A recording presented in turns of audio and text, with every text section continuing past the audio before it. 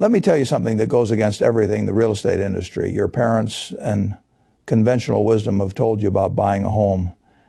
For 30 years of my early career, I did not prioritize home ownership. I rented. I lived modestly. I put every dollar I could into investments instead of into a house. And that single decision, choosing stocks over real estate during my wealth building years, is one of the main reasons I became one of the richest people in the world. Now, before you dismiss this as advice that only applies to someone with my unusual talents, hear me out. The mathematics of renting versus buying are far more favorable to renting than most people realize. The emotional arguments for home ownership are powerful but often wrong, and the opportunity cost of tying up your capital in a house during your prime earning and investing years can be enormous. I'm going to explain exactly what I did for 3 decades, why I did it, and why the conventional wisdom about home ownership as the path to wealth is one of the most expensive myths in personal finance. This is not about whether you should ever buy a home. It is about when you should buy, what you should buy, and how much of your wealth you should have tied up in your residence. Let me take you back to 1951. I was 21 years old, and I had just graduated from Columbia Business School. I had learned from Benjamin Graham, the father of value investing. I knew more about analyzing businesses and buying stocks than almost anyone my age. And I faced a choice that every young person faces. Do I buy a home and start building equity, or do I rent and invest my money elsewhere? I chose to rent. I moved back to Omaha and lived with my parents for a while. Then I rented modest apartments. I drove used cars. I wore the same suits until they were threadbare. Every dollar I did not spend on housing and lifestyle went into my investment partnership. Every dollar. This was not because I could not afford to buy a house. By my mid-20s, I had accumulated enough money to put a down payment on a nice home. By my late 20s, I could have bought a very nice home outright with cash. But I understood something that most people never grasp. A house is not an investment. A house is an expense that sometimes appreciates. There is an enormous difference between these two things. Let me explain what I mean, because this distinction is crucial to building real wealth. When I buy a share of stock, that stock represents ownership in a business. That business has employees who go to work every day trying to make the business more valuable. They develop products, serve customers, improve operations, expand into new markets, negotiate better deals with suppliers. My ownership stake benefits from all of that effort without me lifting a finger. The business compounds its value through retained earnings and growth. The managers work for me even though I have never met them. When you buy a house, what do you own? You own a physical structure that deteriorates every single day from the moment you take possession. The roof starts degrading from sun and rain. The furnace wears out a little more with each heating season. The paint fades and peels. The plumbing corrodes slowly but steadily. The driveway cracks. The deck rots. A house requires constant maintenance and periodic major repairs just to maintain its current condition. It does not improve itself. It does not grow. It does not compound. It just sits there slowly falling apart while you pay to fight the decay. Yes, houses can appreciate in value, but that appreciation comes entirely from 2 sources, neither of which involves the house itself becoming more valuable. The first source is inflation. When the money supply expands and prices rise generally, nominal house prices rise too. But this is not real appreciation. A house that cost $100,000 in 1980 and costs $400,000 today has not necessarily provided real returns. Much of that increase simply reflects the declining purchasing power of dollars. When you adjust for inflation, housing returns are far lower than the nominal numbers suggest. The second source is land value increases. The dirt under your house can become more valuable if your area becomes more desirable, if population grows, if development creates demand. But land value is entirely outside your control. You are betting on factors like job growth, transportation improvements, school quality, crime trends, and demographic shifts. You have no ability to influence these factors. You are a passive recipient of whatever happens. Neither of these sources involves the house itself becoming more valuable through productive activity. The building just deteriorates.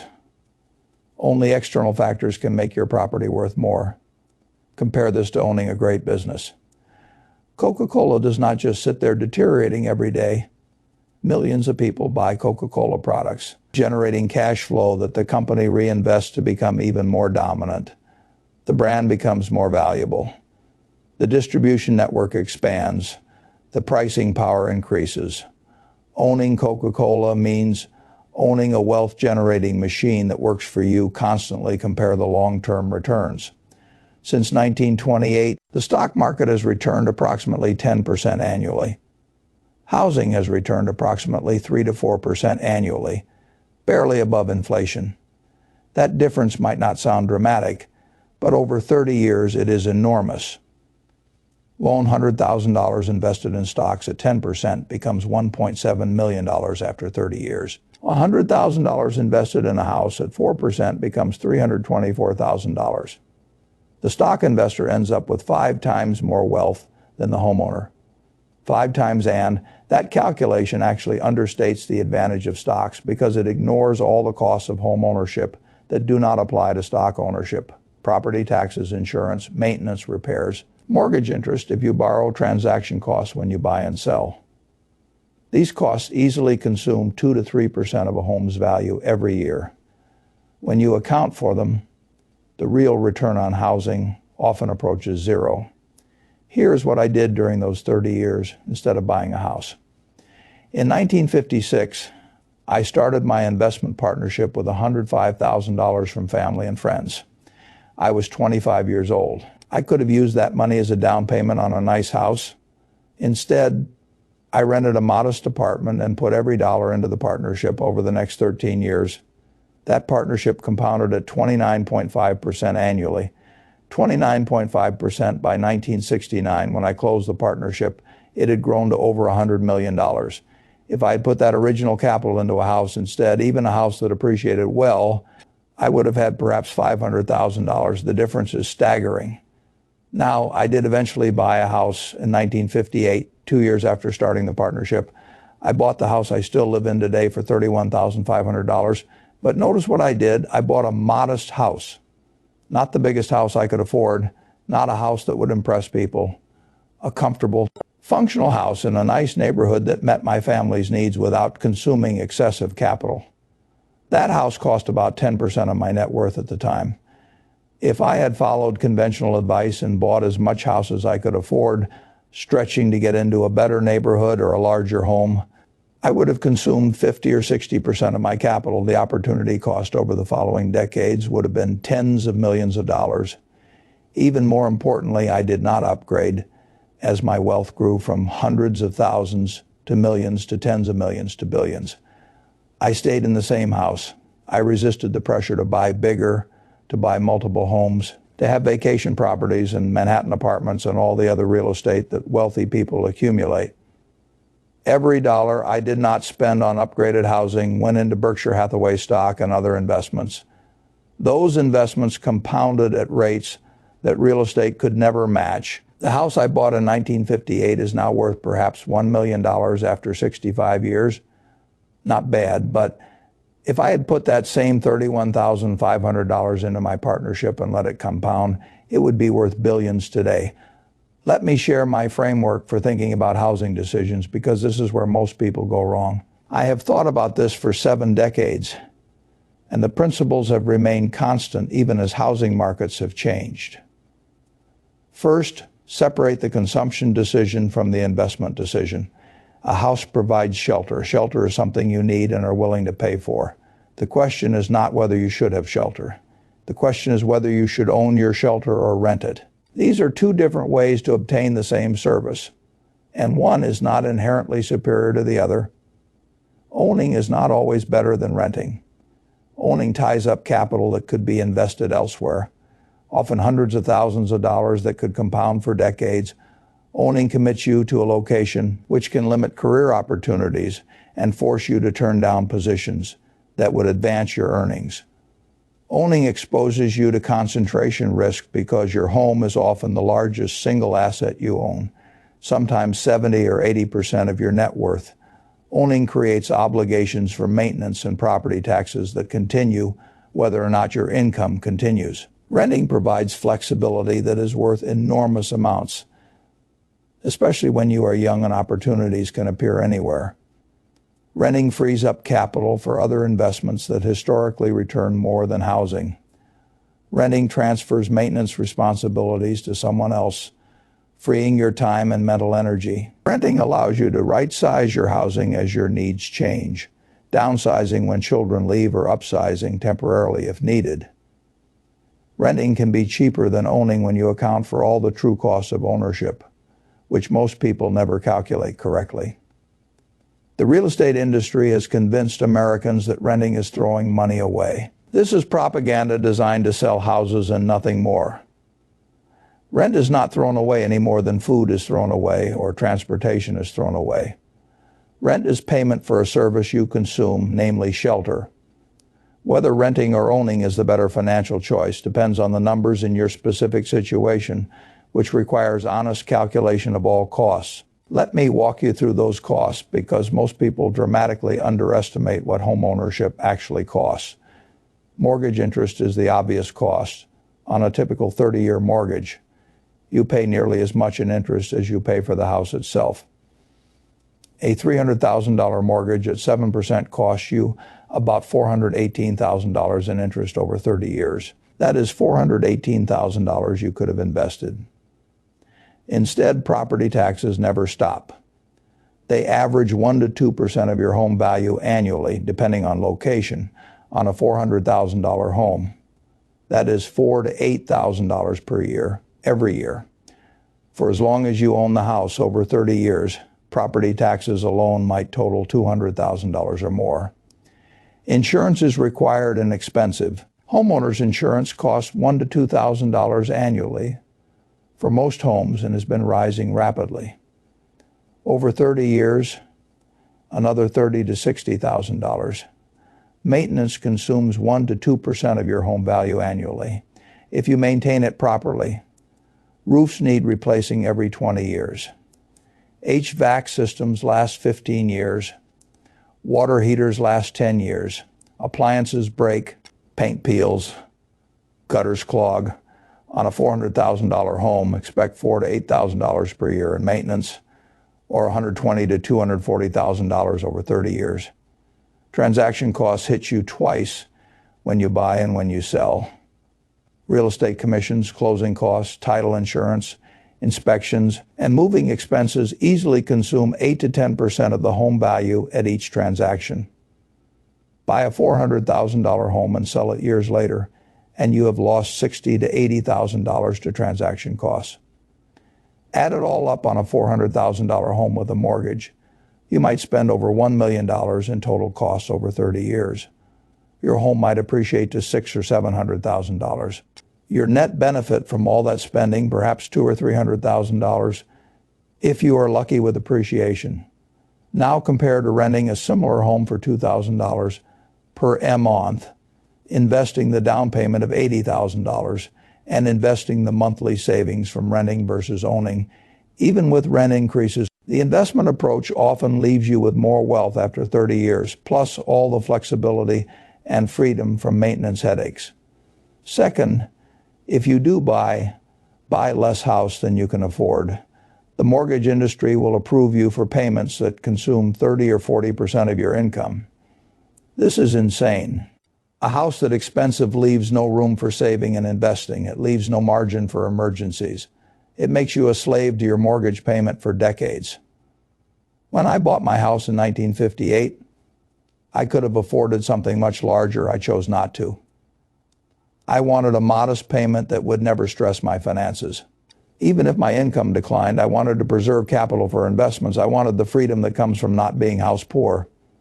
The same principle applies today. If you can afford a $500,000 house, consider buying a $300,000 house instead. Take the difference in down payment and monthly payment and invest it in index funds. over 30 years, that decision will likely make you hundreds of thousands of dollars richer than buying the bigger house. Third, do not think of your home as an investment.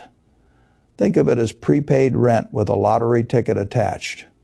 You are paying upfront for decades of shelter. If the area appreciates, you get a bonus.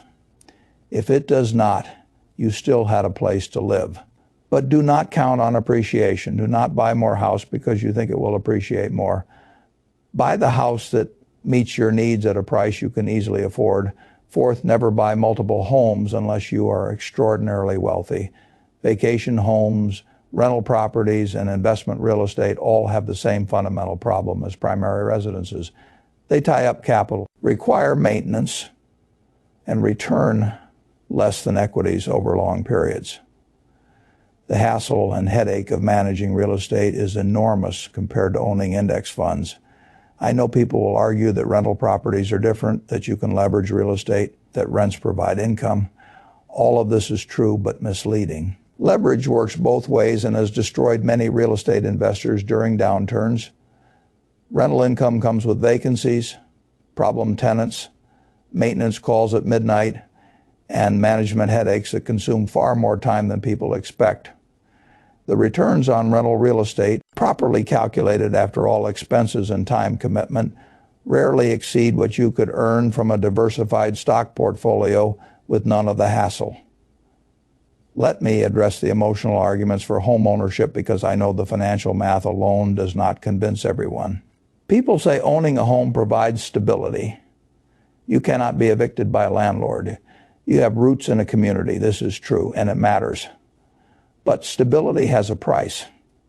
Is it worth paying hundreds of thousands of dollars in opportunity cost over your lifetime for stability you could also achieve with a long-term lease? That is a question each person must answer for themselves. People say owning a home is forced savings. Every mortgage payment builds equity. This is true, but it is a terribly inefficient form of forced savings. You could achieve the same discipline by automating investments into index funds with no transaction costs, no maintenance expenses, and better returns. People say owning a home provides tax benefits. The mortgage interest deduction reduces your tax burden. This was more meaningful before the 2017 tax reform doubled the standard deduction. Now, most homeowners do not itemize and receive no tax benefit from mortgage interest. Even for those who do itemize, the benefit is modest compared to the total costs of ownership. People say owning a home protects against rising rents. If you lock in a mortgage payment, your housing costs are fixed while rents rise with inflation. This is true, and it is probably the strongest argument for ownership. But you could also achieve this protection by investing the money you would have spent on a down payment. If those investments return more than rent increases, you come out ahead. Let me tell you about some of the smartest people I know and their housing decisions. So one of my closest friends is a billionaire who rents an apartment. He could buy any property in the world. He chooses to rent because he values flexibility and hates maintenance. His net worth has compounded at extraordinary rates, partly because he has never tied up capital in real estate. Another friend bought a modest home 40 years ago and never upgraded despite becoming very wealthy. His discipline in keeping housing costs low freed capital for investments that made him far richer than he would have been with a series of larger homes. Another friend bought the biggest house he could afford in his 30s, upgraded to an even bigger house in his 40s, and then upgraded again in his 50s. He has beautiful homes, but a modest net worth. All of his earnings went into housing instead of into investments that could have compounded. The pattern is clear. The wealthy people who stay wealthy are those who resist lifestyle inflation, especially in housing. The people who earn high incomes but struggle financially are often those who let their housing consume ever larger portions of their wealth. Now let me be clear about who should buy a home and when. If you plan to stay in one place for at least 7 to 10 years, buying often makes sense. The transaction costs of buying and selling are so high that short-term ownership rarely works financially. You need years of appreciation and principal paydown to overcome the costs of buying. if you have already accumulated substantial investments and a home purchase would represent a small fraction of your net worth. Buying makes sense. A house that represents 10 or 20% of your wealth is not a dangerous concentration. A house that represents 80 or 90% is if you have maximized tax-advantaged retirement accounts, built an emergency fund, and have no high-interest debt. Buying might make sense. Housing should come after these financial priorities, not before them. If you genuinely value stability and roots and are willing to pay a premium for them, buying makes sense. Just understand that you are paying a premium and make the decision with clear eyes. But if you are young and building your career, strongly consider renting. The flexibility to pursue opportunities anywhere in the country or world is worth enormous amounts over a lifetime. Being tied to a house can mean passing on the job that would change your trajectory. If you are early in your wealth-building journey, strongly consider renting. The returns on invested capital during your 20s and 30s compound for decades. Tying up that capital in a house sacrifices the most valuable compounding years. If you live in an expensive city where price-to-rent ratios are unfavorable, strongly consider renting in many coastal cities. The cost to buy is so far above the cost to rent that the math overwhelmingly favors renting. Do not let emotional attachment to ownership override clear financial analysis. Let me share what I would do if I were starting over today as a young person. I would rent the cheapest acceptable apartment I could find. Not luxurious, not impressive, just clean, safe, and functional.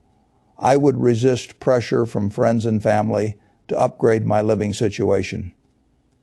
I would remember that every dollar saved on rent is a dollar that can compound for decades. I would invest every dollar I could in low-cost index funds. I would maximize my 401k or IRA contributions. I would build a taxable investment account with any additional savings. I would let compound interest work its magic during my 20s and 30s. When time is on my side, I would not buy a house until I was at least 35 and probably closer to 40. By then, I would have accumulated substantial investments. I would have clarity about where I wanted to live long term. I would have career stability that made geographic commitment sensible. When I did buy, I would buy a modest house that I could afford to pay off quickly. I would put down at least 20% to avoid mortgage insurance. I would choose a 15-year mortgage instead of a 30-year to force rapid payoff, and then I would stay in that house for the rest of my life, resisting every urge to upgrade. This approach is not glamorous. It does not impress people at parties. It does not provide the emotional satisfaction of owning a beautiful home, but it works. It builds wealth. It creates financial freedom. It is what I did, and it is what I would do again. Let me share some specific numbers from my own experience because concrete examples are more powerful than abstract principles. In 1956, I started my first investment partnership with $105,000 from investors, including family and friends. I was 25 years old. I lived in a rented apartment. My total living expenses were minimal because I was focused entirely on growing that investment capital. Over the next 13 years, that partnership compounded at 29.5% annually. By 1969, when I closed the partnership, $105,000 had grown to over $100 million. My personal stake was substantial because I had invested my own money and earned performance fees. Now imagine if I had taken a different path. Imagine if in 1956 I had used that capital to buy houses instead of starting an investment partnership.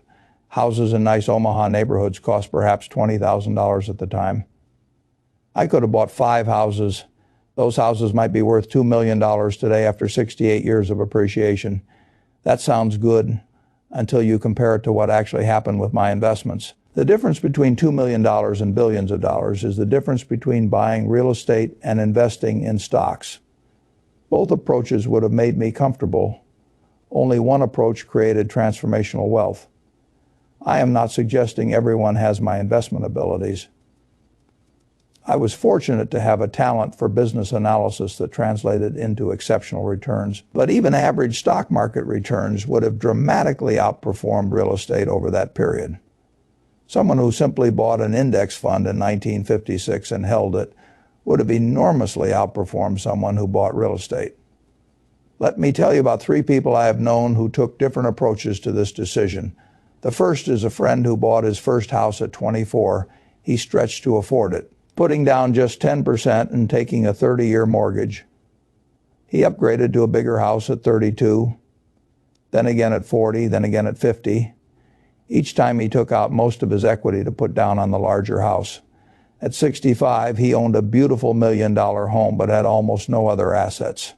His retirement plan was to sell the house and downsize, but when the time came, he discovered he did not want to leave. He is now 75, house rich and cash poor, unable to travel or enjoy retirement because all his wealth is locked up in an illiquid asset he refuses to sell. The second is another friend who rented until he was 38. He lived simply, invested aggressively, and built an investment portfolio of over $800,000 before buying his first home. When he bought, he paid 50% down and took a 15-year mortgage. He stayed in that modest home for 25 years at retirement. He had a paid-off house worth $400,000 and an investment portfolio worth over $3 million. His retirement is comfortable because he has both a home and liquid assets that generate income. The third is a woman who never bought a home. She rented her entire life. She invested every dollar she would have spent on down payments, mortgage interest, maintenance, and property taxes. At 70, she has an investment portfolio worth over $4 million. She rents a beautiful apartment. She travels extensively. She is free from the burdens of home maintenance and property management. She has told me that never buying a home was the best financial decision she ever made. These 3 stories illustrate the range of outcomes from different housing decisions. The first friend followed conventional wisdom and ended up house rich but cash poor. The second friend delayed buying, invested first, and achieved balance. The third friend rejected home ownership entirely and maximized her investment wealth. There is no single right answer, but there is clearly a wrong answer, which is to buy as much house as possible as soon as possible, without considering the opportunity cost of capital and the benefits of renting and investing. Let me also address the psychological aspects of this decision because they matter as much as the mathematics. Owning a home provides a sense of security that is difficult to quantify. You cannot be evicted by a landlord. You have control over your living space. You have roots in a community. These psychological benefits are real and valuable. But renting also provides psychological benefits that homeowners rarely consider. Freedom from maintenance anxiety, freedom from property tax increases, freedom to move for opportunity, freedom from the burden of selling if circumstances change, freedom from the risk of owning an asset that might decline in value. I have watched homeowners spend their weekends doing yard work and home repairs while renters were reading, spending time with family, or working on their careers. I have watched homeowners trapped in cities where they no longer wanted to live because selling was too difficult. I have watched homeowners devastated when home prices fell and they owed more than their house was worth. The psychological benefits of ownership are often overstated, while the psychological costs are rarely acknowledged. A thoughtful analysis considers both sides. Let me address one more thing because I know some people will misunderstand my message. I am not saying houses are bad. I have lived in my house for 65 years and I love it. I raised my children there. I have countless memories there. A home can be a wonderful thing. What I am saying is that houses are expensive and their cost is often hidden. The opportunity cost of capital tied up in housing, the maintenance that never ends, the property taxes that rise forever, the insurance and repairs and upgrades. When you account for all of these costs, housing consumes far more wealth than most people realize. I am also saying that the timing of home purchase matters enormously. Buying young when you should be building investment capital is a mistake that cannot be undone. Those early compounding years are priceless. Sacrificing them for home ownership is a trade most people would not make if they understood the math. And I am saying that the size of your home matters. Buying more house than you need is not an investment. It is consumption, expensive consumption that masquerades as prudent wealth building because society tells you that bigger houses are better investments. They are not. They are just bigger expenses. The real estate industry will hate this message. Mortgage lenders want you to borrow as much as possible. Real estate agents want you to buy as expensive a house as possible. Home builders want you to buy new construction instead of existing homes. All of these parties profit when you spend more on housing. None of them have your financial interests at heart. Your financial interests are served by keeping housing costs low, preserving capital for investments, and letting compound interest build wealth over decades. That is what I did. That is what worked for me, and that is what will work for you if you have the discipline to follow it. The most important asset you will ever own is not a house. It is a diversified portfolio of productive businesses that work for you 24 hours a day, 7 days a week, compounding returns year after year for decades. A house just sits there depreciating while you pay to maintain it. Stocks represent ownership in enterprises that grow and improve and pay dividends and create wealth. For 30 years, I chose stocks over real estate. I rented when I could have bought. I bought modest when I could have bought large. I resisted every temptation to upgrade my housing as my wealth grew. That discipline made me one of the richest people in the world. I am not special. I am not uniquely talented. I simply understood something that most people never learn. The path to wealth runs through investment compounding, not through home ownership. The house you live in is a place to sleep, not a retirement plan. The real estate industrial complex has spent billions of dollars convincing Americans that home ownership is the American dream, that renting is shameful, that you must buy the biggest house you can afford as soon as you can afford it. These messages serve the industry, not you. The truth is simpler and less profitable for them to share. Rent cheaply when young, invest aggressively in your wealth building years. Buy modestly when you are established and plan to stay put. Never let housing consume more than a small fraction of your wealth, and never ever think of your house as an investment that will fund your retirement. That is what I did for 30 years. That is the path to building real wealth. And that is my advice to anyone willing to listen past the propaganda of an industry that profits from your decisions.